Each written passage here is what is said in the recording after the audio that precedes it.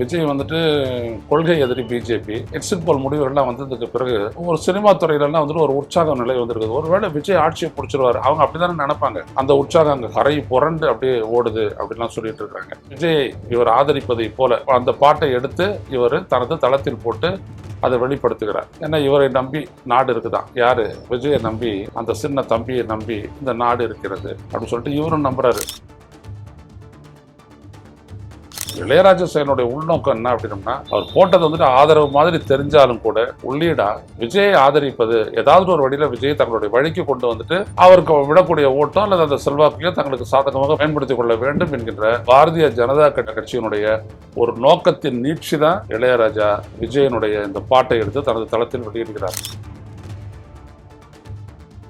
அவர் வந்துட்டு மோடியை வந்துட்டு அம்பேத்கரோட ஒப்பிட்டார். குழந்தை ஒரு 2-3 நாள்ல அவருக்கு வந்துட்டு எம்பி பதவி கிடைச்சிருக்குது. உடல் வலிமையை உறுதி செய்யும் சிலாஜித், கவனத்தை மேம்படுத்தும் அஸ்வகந்தா மற்றும் உயிர் சக்தியை பெருக செய்யும் சஃபேடு முஸ்லி போன்ற இமயமலையின் உணவுப் பொருட்களை கொண்டு வந்து மிஸ்டர் பர்ஃபெக்ட் உருவாக்கப்பட்டுள்ளது. உங்கள் முழு குடும்பத்தின் ஆரோக்கியத்தை மா நேச்சுரல்ஸ் மூலம் உறுதி செய்திருங்கள். 100% இயற்கையான மூலிகை பொருட்கள் மூலம் உருவாக்கப்பட்ட மிஸ்டர் பர்ஃபெக்ட் மற்றும் மிஸ் பர்ஃபெக்ட் தலைமுறையாக குடும்பங்களின் உடல் வலிமை, மன வலிமை மற்றும் மகிழ்ச்சியை பெருக செய்கிறது.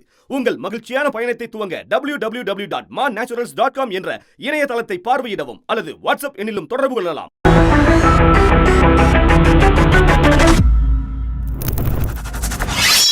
வணக்கம் தொடர்களே, ரூஸ்டர் செய்திகளின் வாயிலாக இன்று மீண்டும் உங்களை சந்திப்பதில் பெரும் மகிழ்ச்சி அடைகின்றேன். இசைஞானி இளையராஜா தனது யூடியூப் பக்கத்தில் விஜய் நடித்த ஒரு பழைய படத்தினுடைய ஒரு பாடலை எடுத்து வெளியிட்டிருக்கின்றார். அது வந்துட்டு என்னன்னா, இது எங்கள் நீதி அப்படின்ற ஒரு படத்துல விஜய் நடிச்சாராம். அவரு அந்த படத்துல வரக்கூடிய சின்னத்தம்பி உன்னை நம்பி காத்திருக்கு என் நாடு அப்படின்னு சொல்லிட்டு அதில் ஒரு பாட்டு வருதான். அதில் விஜய் வந்துட்டு ஒரு சின்ன பையனா நடிச்சிருக்கிறாராம். அந்த படத்தை வந்துட்டு என்ன பண்ணியிருக்காரு இளையராஜா அவருடைய தளத்தில் வெளியிட்டிருக்காரு. பொதுவாக உங்களுக்கு தெரியும், இளையராஜா வந்துட்டு பிஜேபியில் எம்பியாக இருக்கிறார். இன்னைக்கு விஜய் வந்துட்டு கொள்கை எதிரி பிஜேபி இப்படியெல்லாம் இருக்கு. இருந்தாலும் கூட இப்போ அந்த நேற்று முந்தா நாள்லேருந்துட்டு அந்த இதை வந்துட்ட உடனே எக்ஸிட் போல் முடிவுகள்லாம் வந்ததுக்கு பிறகு ஒரு சினிமா துறையிலலாம் வந்துட்டு ஒரு உற்சாக நிலை வந்திருக்குது. ஒருவேளை விஜய் ஆட்சியை பிடிச்சிருவாரு, அவங்க அப்படித்தானே நினைப்பாங்க. ஆட்சியை பிடிச்சிருவாரு போல அப்படின்னு அவங்களாம் நினைக்கிறாங்க போல தெரியுது. அந்த உற்சாகம் அங்கே கரை புரண்டு அப்படியே ஓடுது அப்படின்லாம் சொல்லிட்டு இருக்கிறாங்க. அப்படிப்பட்ட சூழலில் வந்துட்டு விஜய் இவர் ஆதரிப்பதை போல அந்த பாட்டை எடுத்து இவர் தனது தளத்தில் போட்டு அதை வெளிப்படுத்துகிறார். ஏன்னா இவரை நம்பி நாடு இருக்குதான். யாரு? விஜயை நம்பி, அந்த சின்ன தம்பியை நம்பி இந்த நாடு இருக்கிறது அப்படின்னு சொல்லிட்டு இவரும் நம்புறாரு. அவர் அப்படிதான் நம்புவார். அப்புறம் விஜயை நம்பி தான் அந்த நாடு இருக்குதுன்னு அவ்வளோ நம்பிக்கை இருந்ததுன்னா நீங்கள் ஏன் அங்கே இருக்கீங்க?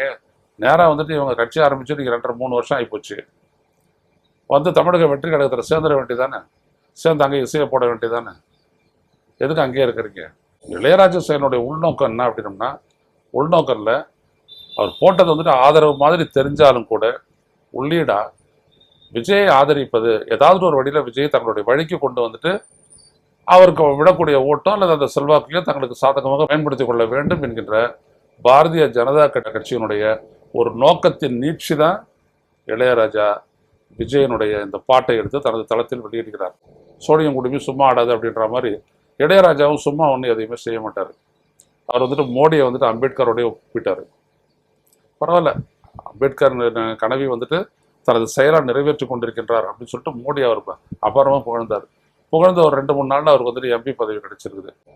அதனால அந்த மாதிரி ஏதாவது ஒரு பலன் இருந்தால் தவிர அவரையே அதை செய்ய போறாரு. இந்த இடத்துல என்ன பலன் அவர் எதிர்பார்க்கிறாருன்னு தெரியல. ஒருவேளை பிஜேபிக்கு சாதகமா ஒரு மூவ் பண்றதுக்கு இவர் வந்துட்டு ஒரு கருவி ஆகிறார் அப்படின்றத தவிர வேற ஒன்றும் இல்லை.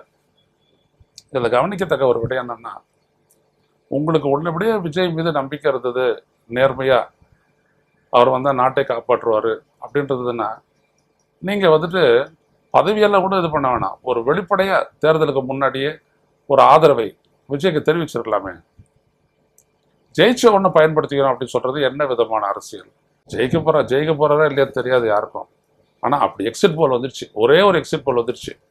98 to 120 இடங்களை வரை ஜெயிப்பார் அப்படின்னு சொல்லிட்டு இந்தியா டுடே ஆக்சஸ் அவன் போட்டான். அது போட்டதை அப்படியே பிடிச்சிக்கிட்டு அந்த விஜய் ரசிகர்கள் மாதிரியே இவரும் அதை பிடிச்சிக்கிட்டு இதை போட்டிருக்காரு. இளையராஜாக்கு ரொம்ப அவரே சொல்லுவார், எனக்கு வந்துட்டு இசை உலகத்தை தாண்டி வேறு எதுவும் தெரியாதுன்னு.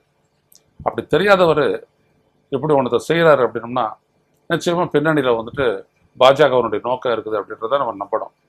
ஏன்னா அப்படித்தான் விஜயினுடைய கட்சிக்காரங்களும் விஜயம் செயல்பட்டுட்டு வராங்க. அதாவது ஒரு அங்க அசம்பிளி தொங்கு சட்டப்பேரவை ஏற்படும், திமுக கூட்டணியால் தனித்து ஆட்சி அமைக்க முடியாது அப்படின்னு வரும்போது அதிமுக, விஜய், பிஜேபி சேர்ந்து நாட்டுக்கு ஒரு புதிய அரசு தரணும்ல, அவங்களுக்கு ரொம்ப கடமை இல்லை, நாட்டை காப்பாற்றுறதுக்கு தானே வந்திருக்கிறாங்க. ஸோ அதனால் அந்த புதிய அரசை ஏற்படுத்துவதற்கான ஒரு திட்டத்தோடு பேசிக்கொண்டு வருகிறார்கள் என்கின்ற ஒரு செய்தி இருக்குது. இவிஎம் வந்துட்டு அவங்களோட கையில் இருக்குது. அதனால் தமிழ்நாட்டு தேர்தல் அப்படி கூட சிதைச்சு கிழிச்சு ஒரு வழியாக தொங்கு சட்டமன்றத்தை கூட கொண்டு வரலாம். அதுவும் அமித்ஷாவால் முடியக்கூடிய ஒரு விடயம்தான்.